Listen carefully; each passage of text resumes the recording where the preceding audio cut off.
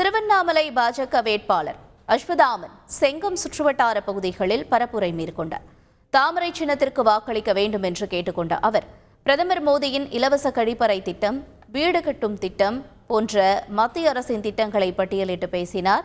தங்க நகை விலை உயர்வுக்கும் மத்திய அரசுக்கும் எந்த சம்பந்தமும் இல்லை என்றும் அது உலக பொருளாதாரத்தை சார்ந்தது என்றும் அவர் கூறினார்.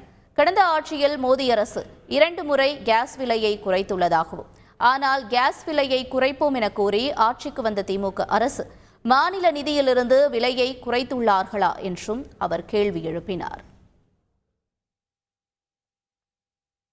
நரேந்திர மோடி அவர்கள் எந்த தாய்மாரும் பாத்ரூம் இல்லாம இருக்கக்கூடாது, அவங்க கௌரவம் பாதிக்கப்படக்கூடாதுன்னு சொல்லி எல்லா வீடுகளுக்கும் பாத்ரூம் கட்டி, வீடு இல்லாத ஏழைகள் வீடு கட்டுறதுக்கு, வீடு கட்டி கொடுக்கறதுக்கு 2,69,000 ரூபாய் பிரதமர் வீடு கட்டும் திட்டத்தில் கொடுத்தாங்க.